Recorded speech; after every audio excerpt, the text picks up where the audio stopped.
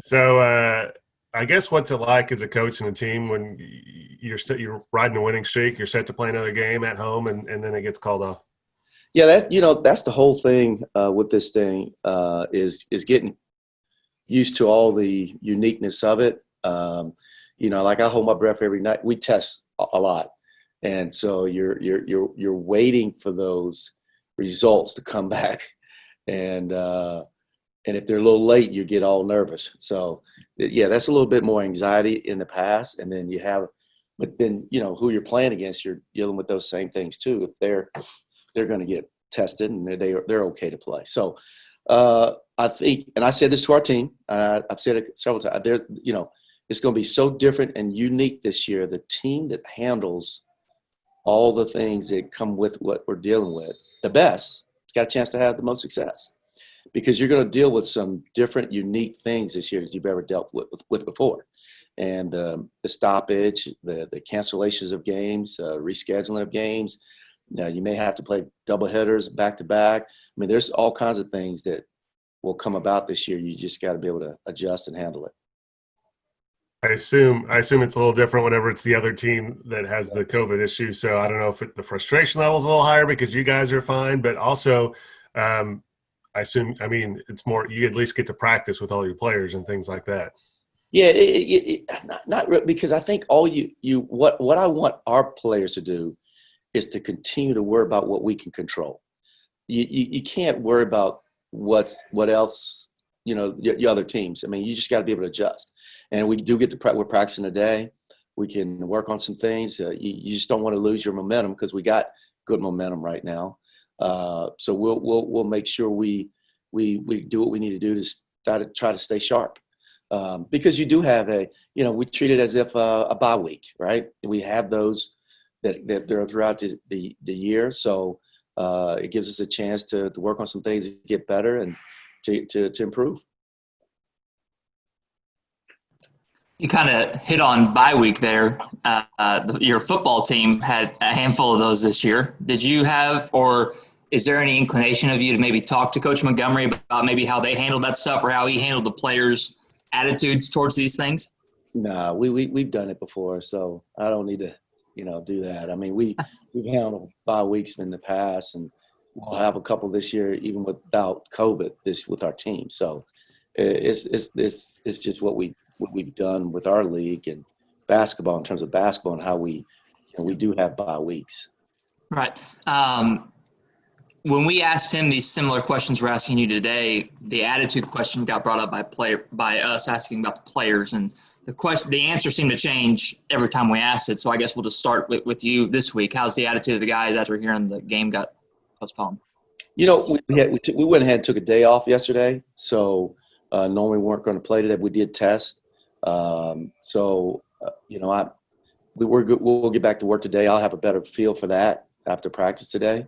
But I thought it was necessary to give our guys a day off, knowing we weren't going to play this week, and we'll practice today and tomorrow, and we'll take Sunday off and go to our normal 2-day prep work before we play Wichita State. So, I don't think we make a big deal of it. I think we just kind of, they're going to take our temperature and how we handle things, and I think our energy is going to be the same as if, nothing is, we just got to get better, and that's it. Is there a momentum thing you guys try to continue to carry, even though you're not playing? I mean, you guys have won 6 in a row, so I mean, you guys got some really positive momentum right now. I think the thing is, you just want to keep building on what you're doing. We know we've made some great improvements, but we know there's still a lot we can get better at. I still think this team is scratching the surface. I told them that. I think we're in a good position to do that. Obviously, with this, we're going to try to take things glass half full all year. So this is going to be something we can, having this weekend also, guys, great, because we get a chance to get better. I think our attitudes is going to be of such with our team. So in terms of getting them to understand how important it is to take advantage of time to get better. So and we got some guys, got a couple of nicks and things we can kind of watch too. And so there's always a way we can look at it, trying to be positive with our guys and focus on, what we can control. How much more film are you going to be focusing on this week with the Shockers, or is it just like what you said, practice, clean up things in practice? I mean, give me the breakdown, Coach. Yeah, these 2 days we'll be working on things, maybe some things we wanted to continue to add, with our defense, or some things being like as a staff we met yesterday and today, and we talked about being, a little bit more aggressive in certain situations. So there's some things that we've kind of tempted in terms of how we organize ourselves progression wise throughout the year to add and make some adjustments. We'll do that the first 2 days, and then and then maybe part of that will be part of, preparation for Wichita State, but we'll continue to get better with some things we think we need to get, add and do offensively and defensively. With their game with Cincinnati going to be on Sunday, like, is it going to be a team building thing to watch the game together, or I mean, you just tell them to watch, or or do you just watch it yourself with your assistants? Now, social distancing. Now we can't watch anything as a team now. So no, but I'm sure our guys. We don't have to tell that to our guys. I think our guys are watching. We'll have a chance to watch it. But it's just. I think our guys. Speaking of our league, I'm proud of our team, but I'm proud of our league. And we went back and we did some research with Dave. Did some research, but we're one of the top leagues in the country, and I don't know that people give us credit for that. But I know the RPI is an older metric, but it says the American is third nationally behind only the Big 10 and Big 12 RPI wise. And our lowest rated net team is Temple is higher than the lowest rated net team in the Big 10, Big 12, SEC, Pac-12, etc. So we only have 4 quad 3 or quad 4 losses in our entire league, which is impressive. And so we're balanced. Our league is deep, and you have a chance for a quality win every time you play. So, and I looked at our league in terms of what we've done. We're tied with Houston, Cincinnati with 7 quad 1 or 2 games, and we would and we have four wins. It was 4 and 3, but we would have had 9, which would have put us in the top in the country if we had ORU in Arkansas. So I think we schedule well. I think our league is good. I don't know that people talk about how good our league is, because I felt like winning at South Florida was a hell of a win, and I don't know that we get enough pop in that regards. But but we're excited about it's a grind. We know that. I'd say that to say it's going to be a grind, and Wichita State, our next opponent, they're off to a great start. With everything you just said there, how many bids do you think this conference could get this year for the NCAA? Well, I know we're a long ways away, but yeah, that's a long ways away. But I say that based on where we're at right now, we're looking at a multiple bid league. We should be. If some of those metrics I know are not going to be used, and this is going to be such a unique year. The eye test is going to be a big part of it. But I'm proud of what our league has done, because some of those numbers are really impressive. And when you look at it, and how strong our league is. And I don't know that we get enough credit for that, but you have to play people on your schedule. And numbers say that we played a pretty good schedule. Our league has. Frank, your first game against Wichita State seems like forever ago. You guys were coming off that break. How far have you guys progressed just in these last few weeks, especially with the new guys? Well, I went back and watched it. I was watching some of that game yesterday and today, and I was cringing how we were so out of sync in that game. We had the 1-day practice and prep to get ready to play after a 10-day layoff. And, we were just anxious. That was our first conference game, and we were just so anxious, and we played anxious. We shot the ball quick. We weren't on point defensively. And I don't nothing to take away from Wichita State, but we were not right. And I thought we played hard. I thought in the second half we competed like crazy, but we just weren't. We're better now. We are. We share the ball better. We defend better. So hopefully, we'll play better. But I do think this team is. We used that game, and that was a great barometer for us to really teach our guys too. Even though, and I didn't want our guys to use the 10-day layoff, because these are going to be things you have to adjust to throughout the year as an excuse. So we know as a staff, we were a little, our timing was off. We were not right, but it really allowed us a chance to really coach our guys, to show them what we got to do to be better. And therefore, I think we got much better from that game, even though we lost the game, even though it was all those circumstances.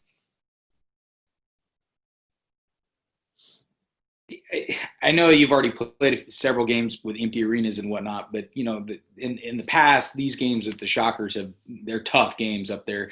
But I know the crowd noise that they're pumping in the Reynolds Center, it's pretty loud and whatnot. Is the environment any different up there now, even with an empty stadium? Because I know they're going to crank it.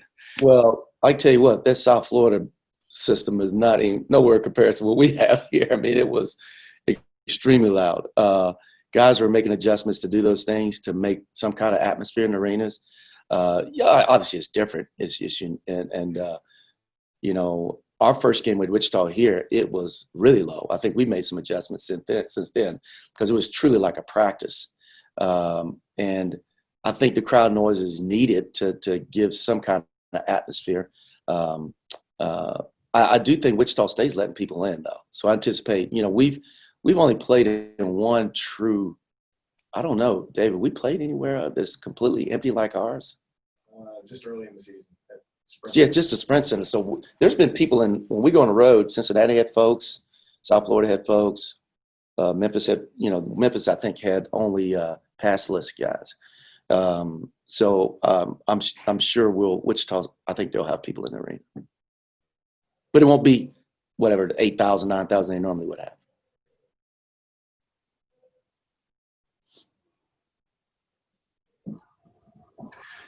Coach, you will play Wichita State, Memphis, and Houston twice before you play East Carolina, before you play Tulane, before you play SMU once. It's kind of a front-loaded schedule. Isn't that kind of strange, a little bit odd, the way they set that schedule up? And I know you got to play the ones that are in front of you, but that is kind of a weird schedule.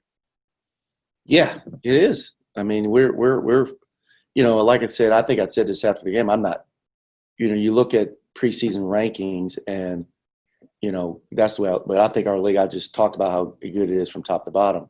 But we would have played all the top teams twice, basically, other than SMU in terms of preseason rankings. And then we played them twice, which I thought was unique. So, but you just got to play who's in front of you, and we got to keep grinding. And if you're able to handle it, then you got to, you know, you got to do what you got to do in the second half of the league. I mean, I used to say front nine because it's 18 games now. I guess there is no such thing as a front 10 and a back 10, but we gotta take care of business in this first half of the season. Frank, is this correct? How you doing, Frank? Hey, Billy. Hey, you never trailed in either of these last two road games, correct? That's correct. All right. So, and you had, you never let it, you managed your deficit really well at Memphis, I would say. So, do you think that, I don't see that as a product of this, these empty gyms, because everybody's kind of playing by the same rules, but do you feel like you have a really cool-headed team that handles circumstances, you know, and doesn't have great fluctuations within a game emotionally, or, you know, if you, maybe they recognize if they're not hitting shots for a certain stretch, that it's time to take it in the paint and get to the line. You know what I mean? Just managing the game. Is this your best team at managing games? You know, Bill, that's such a great question. I think, you know, you as a coach, you pride yourself in trying to get your guys to be composed and not to get rattled and handle adversity well. But a lot of it has to be, you know, your personnel too. And we got a senior point guard and Elijah Joyner. And you go back to the Memphis game, and I know we kept telling our kids, and this is nothing from a coach standpoint. We've always said this, you know, stay with it. We're where we need to be. Stay with it in our coaching. But they still got to do it. And I think Elijah and Darian and Brandon, you know, our seniors were the verbiage that they're saying on top of what you're saying gives it strength and what you're doing. And, you know, we were really prepared on the road at Cincinnati, at South Florida. And I think, you know, even when both those teams made a run, we had one of our seniors to make big plays. And then we kept defending, Bill. If you Our defense is getting better. It's gotten better since the beginning of the year. I mean, a lot of it has to do with, it takes time, what we do defensively. But you got to continue to get stops. When you play on the road and you're not shooting the ball well, you got to continue to get stops. And I think we've done that. So that's given us a chance to withstand some runs people take at us. So do you consider any of these 3 road wins to be kind of a signature win to get the minds of your guys to a better place? You know what I mean? Or do you think they were already kind of at that place with confidence to get those wins in the first place? No, Bill, that is so true. When you have, we went to Cincinnati, and you saw what Cincinnati did to SMU last night, and I kept saying how great a win it was. We've never won up there, and to hold on to a lead and withstand their attack. That was a hell of a win. And from a confidence standpoint, it has to give you confidence. I feel the same way about South Florida. I mean, South Florida, they're super talented. But we handled ourselves with great composure. Even when they made a couple shots, we didn't get rattled, and we didn't take quick shots like we did against Wichita State. If you look at Wichita State, we got down big, and we couldn't. Now, we got back in the game, but the margin got bigger because we took worse shots, and our composure wasn't what it is now. Do you remember being better than 66 at any point last season in the net? I think what are we in the net? 63. 63? We're 59 now. We're 59. So go. Oh, are you? I just saw 66. Okay, so you're 59. Yeah, we're 59. So were you in the top 60 at any point last season? I don't think so, Bill. Were we, Dave? I don't think so. Yeah, I don't think, no. And because what happens is your net's hard to move once they establish your league, what your league is when you get into league play. So that's why I think our net will move. Our league, you look at our league net numbers, they're pretty good right now. So you don't have a chance to drop drastically. Like coming into league play, I think our league, in terms of compared to other league, is third, right? In terms of net, overall net. In the RPI. In the RPI. But where we are in terms of net, our lowest net team is Temple at 173. That's really good. So when all your teams are close to being top 100, top 150. But so in the past, when you go into league play, if your nets are not good, you have a hard time to move it once you get in league play. All right, Frank. Appreciate you, Bill. Thank you, Frank.